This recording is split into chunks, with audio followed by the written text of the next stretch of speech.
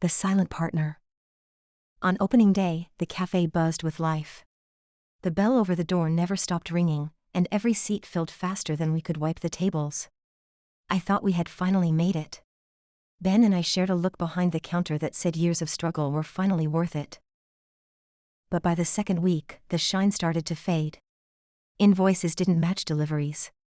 We paid for 40 pounds of beans but only 20 arrived. When I asked our supplier, they said the system had updated under a new arrangement. I didn't remember agreeing to anything, but the charge had our account number on it. Then came a line item I had never seen before. A weekly withdrawal labeled management services. No explanation, no contract I could find, just money gone.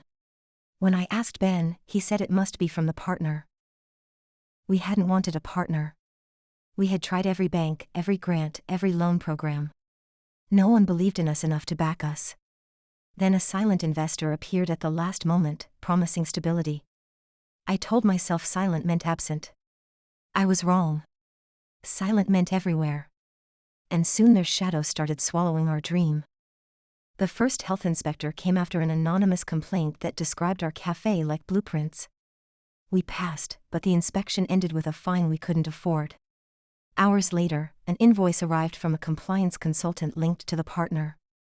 The timing was too sharp to ignore.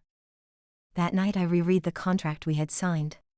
Buried in the dense clauses were lines that gave them the right to appoint advisors, veto operations, and collect endless fees for services we never requested. The silent partner wasn't silent. They were pulling every string. The next morning, Tanya, one of our baristas, found a hidden camera tucked behind a fern. It was connected to our Wi-Fi, streaming out. My stomach turned. This wasn't partnership. This was surveillance.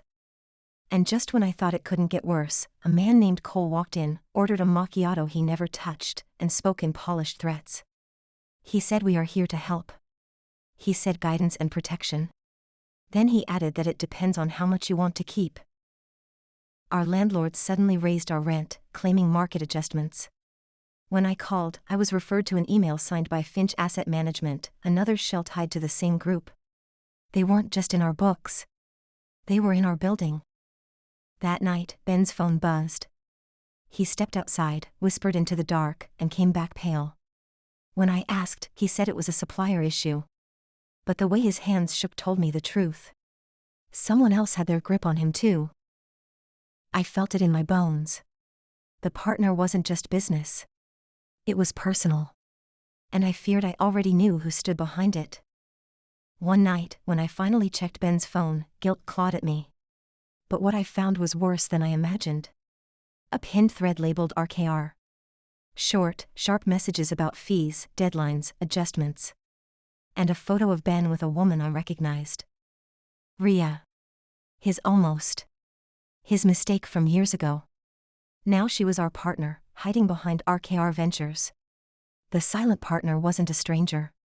She was the ghost of our marriage, resurrected with money and leverage. When I confronted him, Ben broke. He admitted he had gone to her before we opened, desperate for funds. He thought she would just lend, no strings. She told him she wanted to support my dream. But I knew what she really wanted. Control. And she had it. The charges multiplied. Advisory fees, compliance audits, marketing optimization.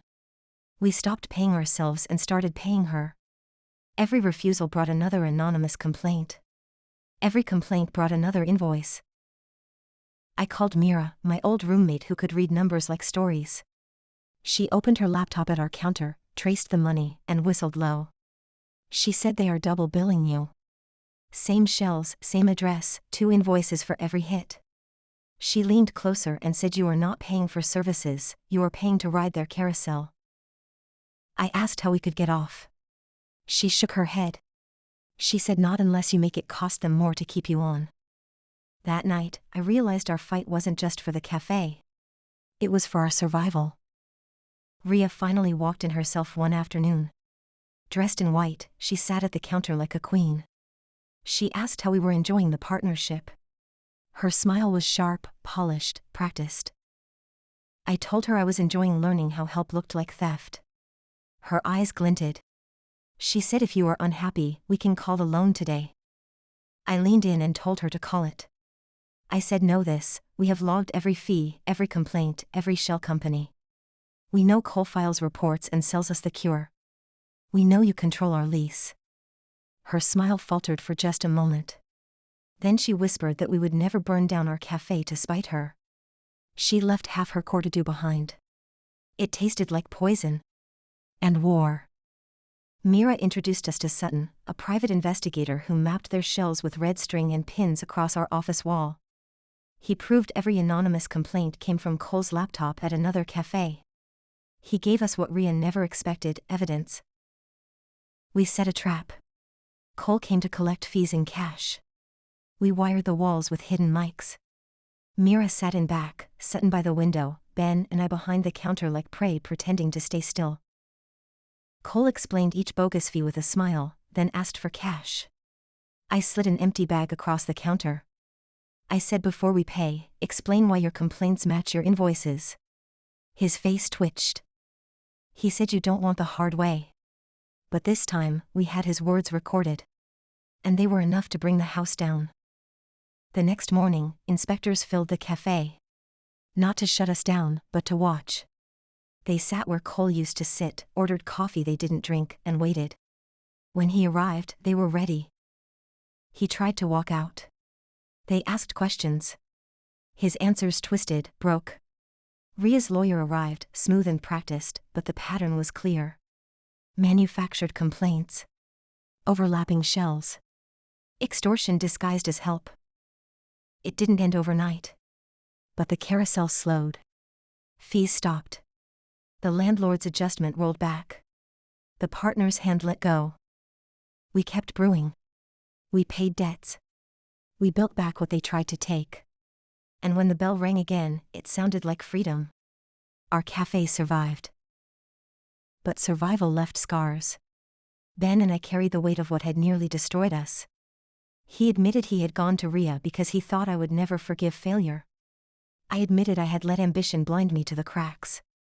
We spoke truths we had buried under invoices and fear. The silent partner was quiet now. And for the first time, silence meant peace. Still, the damage had been done. Trust was harder to rebuild than credit. We went to counseling, not for our marriage alone but for the dream we had shared. The counselor said survival doesn't mean healing. Healing takes time and deliberate choice. We chose to fight for each other, not just for the cafe. We planted herbs in pots out back, a small act of growth we could control. We laughed again, slowly, awkwardly. We learned to hold hands not just when things were good, but when they were heavy.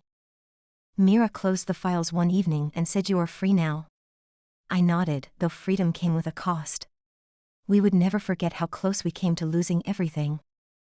Months later, I walked past the cafe windows at dawn. The lights glowed warm, the espresso machine hissed, and the air smelled of beans and cinnamon. A couple lingered at the counter, smiling at each other the way Ben and I used to. I realized then that the silent partner had taken more than money. It had tried to take hope. But we had won it back, one cup at a time, one honest word at a time. The silent partner was gone. The lessons it left behind would stay forever.